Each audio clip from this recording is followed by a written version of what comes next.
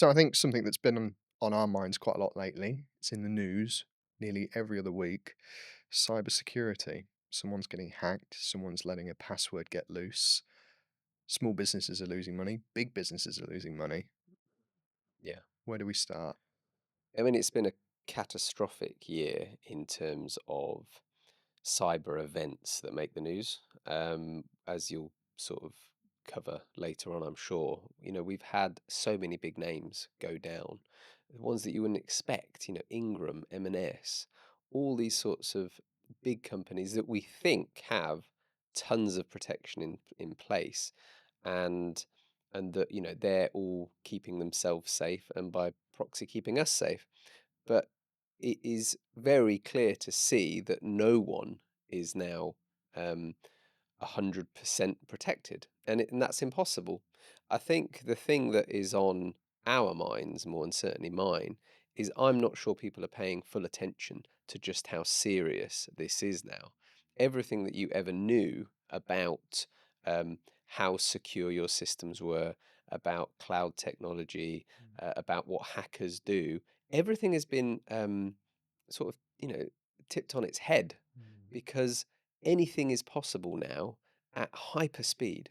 So whereas you had, the kid in his bedroom able to hack an ATM machine, you've now got a kid that's able to hack 1,000, 1,000,000.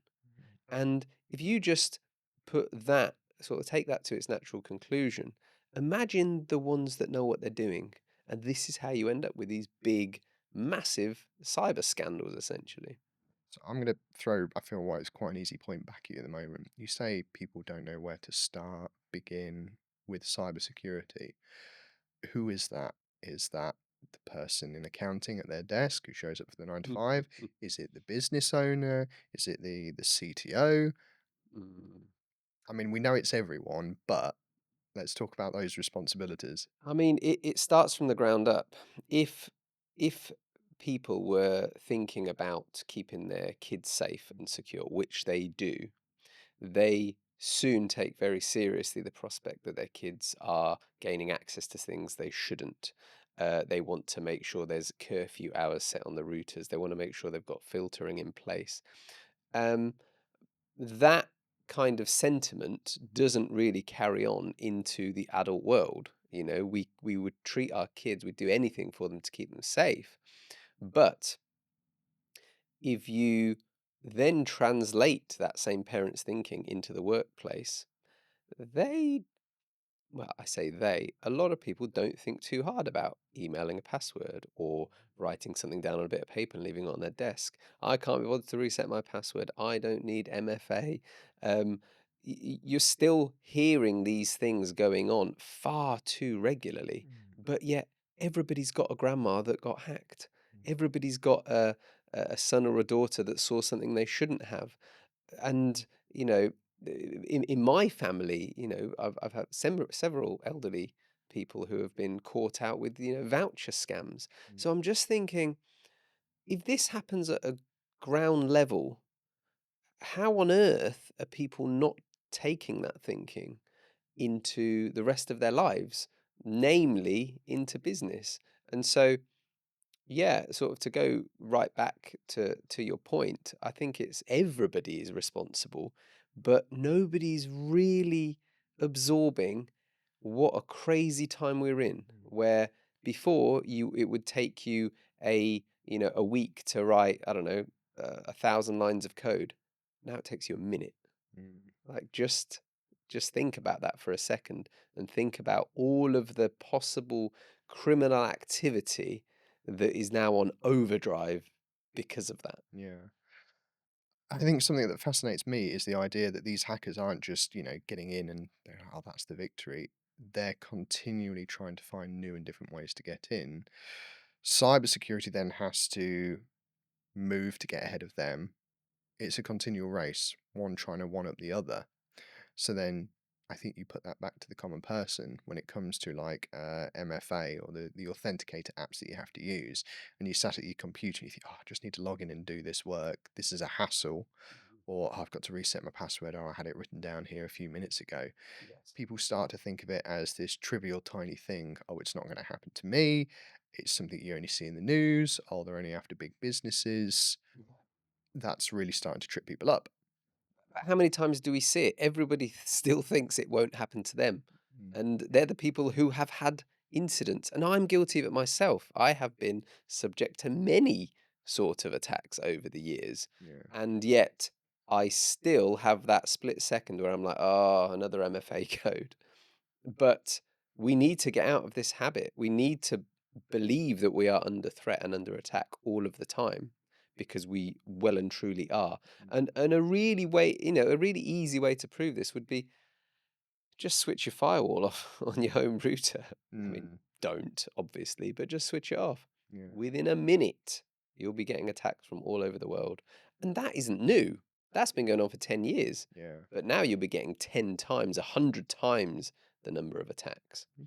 And in terms of your cat and mouse sort of claim, um, where you've got criminals going one step ahead and then everybody else catching up to create the protections. Yes, it's absolutely true that so many cyber protection companies are using a lot of the same tools Mm, to catch the hackers, but it's still cat and mouse. It's still cat and mouse on steroids now. mm, And so the problem is, if you think about it like from an exponential perspective, the hacker can do a million times more damage, right? And we can do a million times more protective measures, but you've got like that big void mm, of damage that you've still got to make up. And it's the time it takes for the company to catch up and say, yeah, I've got all these brilliant tools that I can now catch the hacker, but I've still got to go 10 times the pace. And so you've still got that delta to make up in terms of repair time.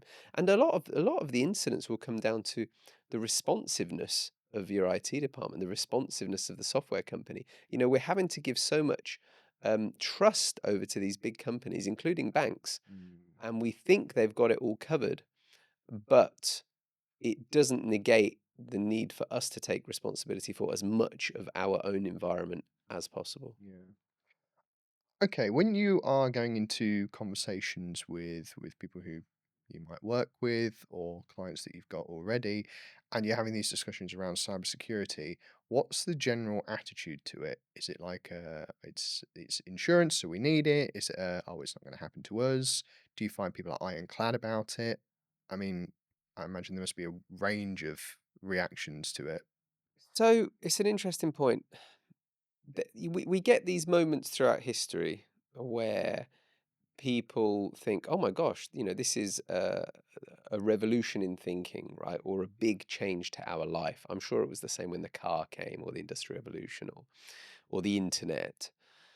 A lot of people still, I think, see AI as a bit of a toy, a bit of a game. And that's because all they see it as is GPT. I can go on, ask a few questions, and wow, it's really clever. It's like Google 2.0. Okay. But what they're not recognizing is that's just the surface of what is achievable with AI tools. And that's basically just a chatbot. Okay. On the back end, what is being done with AI, that's the area you need to keep an eye on. So the conversations that I'm having are trying to reframe a lot of people into thinking a little bit more deeply about what it means if you can talk to a computer and get the answer that you like from a text perspective. Okay. Well, that means it can translate the thoughts of anybody into technical language or code or machine code or another language, right? And so when I'm trying to explain that the GPT, the language model, the chatbot, the reason that is scary is because that's the translation layer between any idiot and the computer doing whatever you want it to do. Mm, Okay. I would have had to have studied for 10 years to become a good coder. Now I can study for 5 minutes and pretty much build whatever I would want. mm, That's a big deal. So, in terms of what people are thinking, once we've had this discussion, we've explained it's the accessibility of technology, it's accessibility of change that is the problem here that you need to manage. People start to wake up a little bit and they think, oh, so could I just build this little dashboard that pulls all my data from Excel. I'm like, yes, and then some. What else do you want to do? Oh, I'd like a dashboard that connects all of my systems, pull all the data out into one screen. Yes, next, build that in 5 minutes. Like that's the level we're at right now. Yeah. And so once you explain how accessible these things are, and they see past the applications they use day to day, and realize, oh, it's not cobwebs and magic. We've just built this translation layer that can mean anyone can access what a computer typically could only do at the hands of 50 programmers. Then the penny drops. They start to think, oh, so if anything is possible, everything is up for grabs, including my security, Mm. right? And you do not have to do very much to stay ahead of most people right now. Most people are still leaving their protection in the hands of the big companies. They're saying, "Oh, Google's got it, Microsoft have got it, whoever else, Salesforce have got it." Yeah, like they have some of it, but it's still their application. It still has to be configured correctly. You still have to know what it means that your MFA is set up. There is no more abdication of responsibility in this Mm. in this area. Everybody has to do everything they can, from protecting their phone to protecting their bank account, to protecting their emails, to not letting random people log onto their machines, to not using shared accounts. Like we've got to get back to basics on this. Okay, I'm going to play devil's advocate here then. Is it not just, and I'm not saying, obviously what you've said is very true. Give ChatGPT to anyone and give them nefarious intent, or maybe not ChatGPT, but other dark web, less Yeah. regulated AIs turn around. Is it not easy to then use AI and cybersecurity to create this fear mongering about it? That, oh, you can be hacked, anyone can be hacked. Is that not a way just to stir people up, to push a sale, push a product, push a particular service? Yeah, it's a really good point, and the short answer is yes. And I'm sure there are a lot of people profiteering Mm, off this. Um, I would, however, say it's best to be safe than sorry right now, mm, because the threats you're being told about are very real, and we have all been given more than enough evidence to see them. yeah. Every day there is a hack, an incident, a bit of software that doesn't work, an airline that can't fly. Like this is non-stop. Mm, And so, although there is fear mongering, there is a lot of truth out there. It's like in any world event, mm, okay, you've got one opinion over here, you've got another opinion over here, and they're the polarized extremes. mm, Okay. The truth, often after 10 years, lies somewhere in the middle, yeah. right? And And invariably, you look at it and you go, oh, that followed a similar pattern to last time. Mm, Okay, there was some similarities in that event. Everyone was saying it was going to be the end of the world. This lot are saying it's the best thing since sliced bread. The middle was actually, well, actually a mediocre incident. I would say it. The reason this is probably more on this extreme side is because it's the accessibility again. And, there was limited damage a fool could do with a hammer or a screwdriver, okay? But give them access to artillery, they could cause a hell of a lot of damage. mm, And this is the way to think about AI again. It is the accessibility of the tools that's causing the problems. And so I don't need to prove it. I mm, just need to get you to go and Google. Go and Google what you could do if you wanted to hack a mm, bank, okay? And without too much effort, you would probably start to make some inroads. Oh, I could use this tool. I could use that tool. Well, a yeah. bank will be really hard. So who am I going to go after?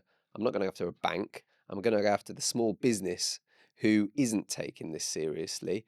And lo and behold, what happens? You get a load of emails, you get a load of ransomware, you get people calling up. Like we encounter it all the time, people calling up pretending to be other people. And so it is the low hanging fruit the hackers will go for, Yeah. um, but they're not necessarily doing it on a targeted basis. They don't need to now. The machines they've got, the tools at their disposal means they can just spam it all out there, Mm. and the lowest hanging fruit will present itself. Okay. Take M&S. recently, for example, crippled their website, orders down, revenue in the millions lost.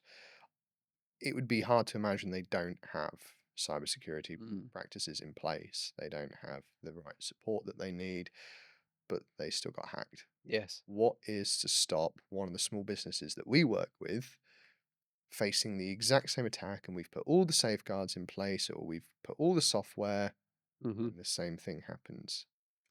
What's to stop that? Nothing is to stop it happening. Hmm. Okay. The question that should be asked, however, is how can I reduce the chances of something like that happening? And there is a variety of things you can. So, take the M&S incident as a good example. There is no way in hell that their IT department, their IT director is not looking and going, okay, what could we do better to stop this happening? I guarantee there's 100 changes they're already making to improve. Okay. So is it going to mean they'll never get hacked again? No. But will the changes they make mean they can recover quickly? You'd hope so. Do they always need to be on the front foot trying to protect? Yes.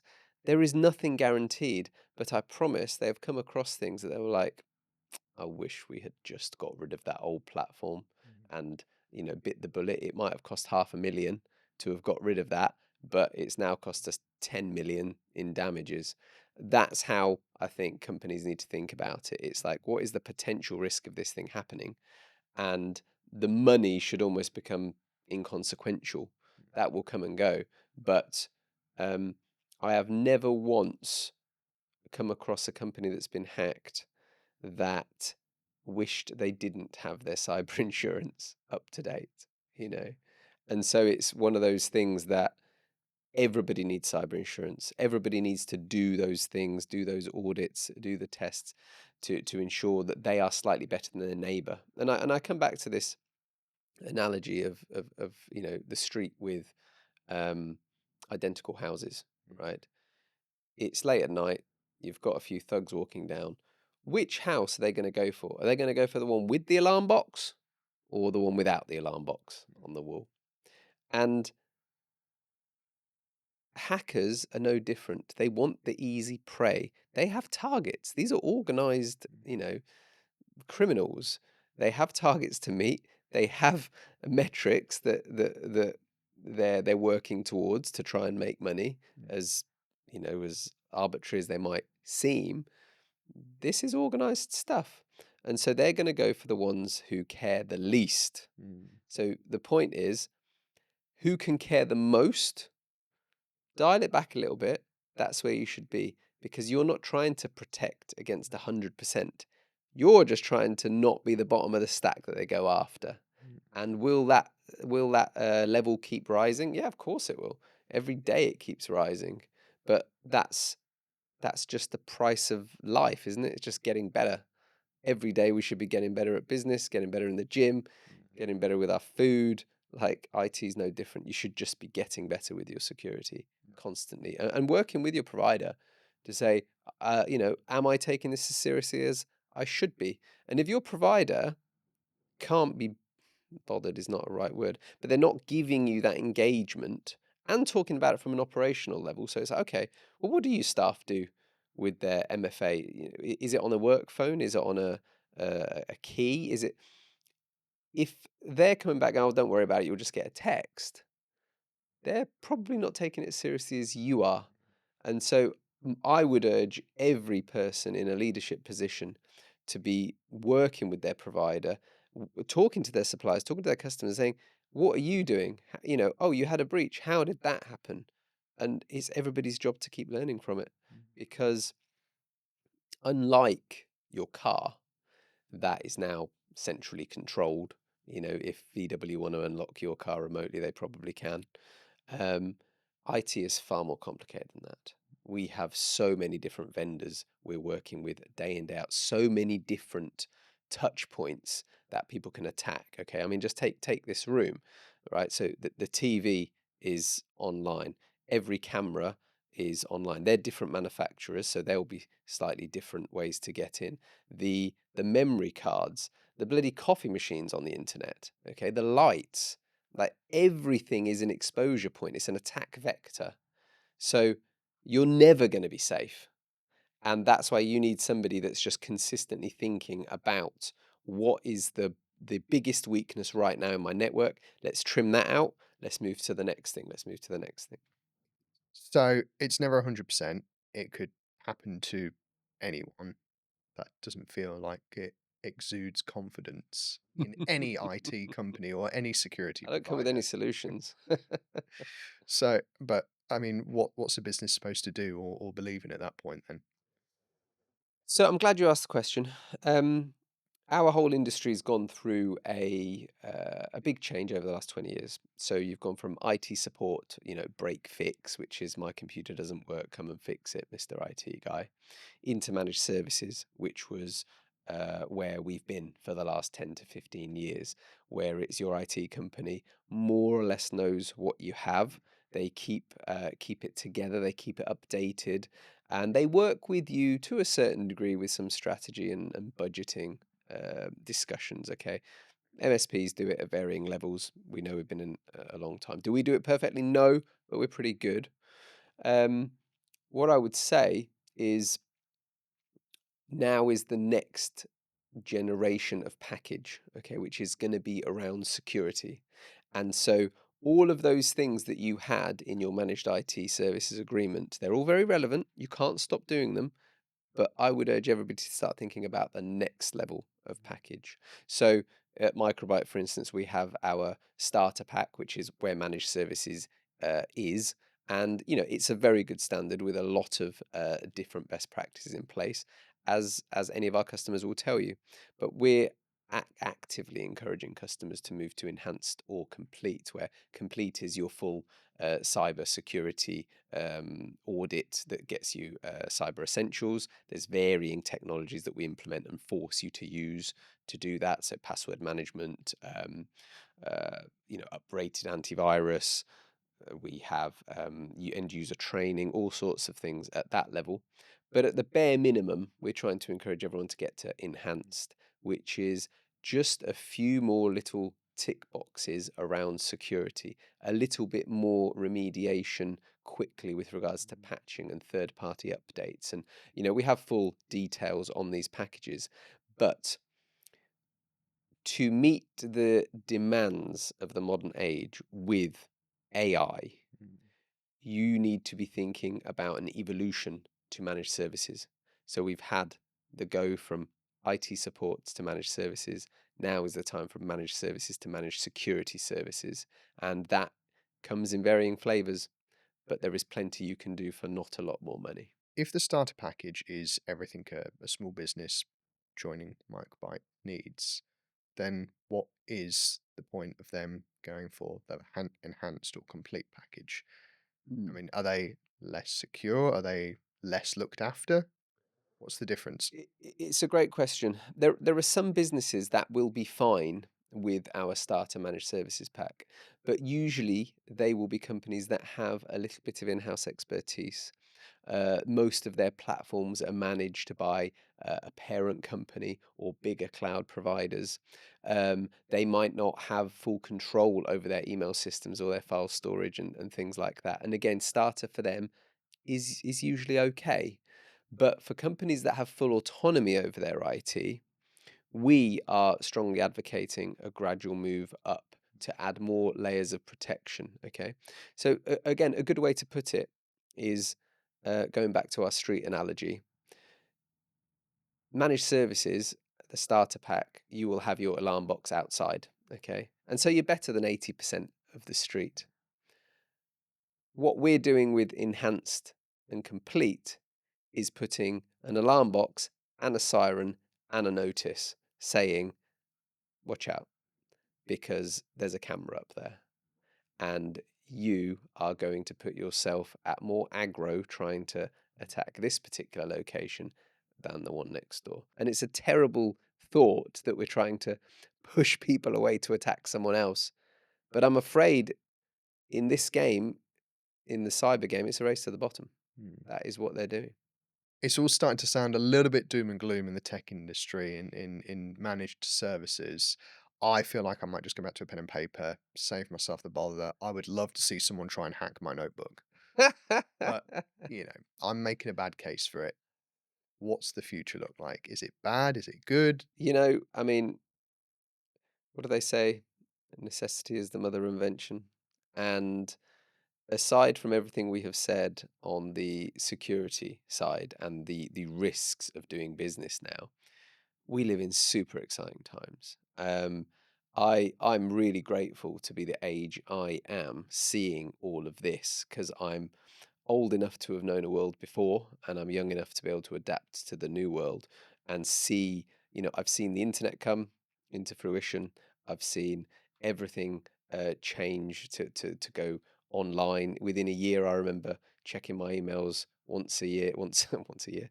I remember checking my emails once a day to every 5 minutes. Now, some might say that is a terrible thing, and it is, but the accessibility that that sort of thing signifies is absolutely phenomenal. And this is the same moment in history with language models and AI. What it represents is anything is possible in your business. So although you might see this as a real pain in the neck, that I've got to protect myself more because there are so many more risks, there's also so much more available. Like, there is so much available for all sorts of price points that will help you move forward. But also, every business now can really take charge of their own IP. They can start building things for themselves. Their IT department can help them integrate things they never thought were integratable. Okay. I mean, some of the things we're doing in our businesses, absolutely phenomenal. Things that would take, 10, 20 hours a week are now taking 10 minutes because within a few hours, we've been able to build an application that does it all. And so I would say there is a lot of doom and gloom, but once you take that bit seriously, tick it all off, start exploring what this means, what the whole concept of a language model that can translate your English or any language into computer language and then make the computer do what you want it to do. Like, I I am I've been in this game for such a long time, and I'm still getting excited when I remind myself of what that truly means. And every day I'm flabbergasted how I can speak to GPT in one language and it can respond to me in another language. And I'll be talking in another language and ask it, oh, I mean this word in Spanish. What's that do? What does that come out like? And it comes out saying it real time. And I don't think it's an era to be upset about. I think it's to be, this is the price. Okay. So with all of this accessibility comes a responsibility for security, and you can't have it both ways.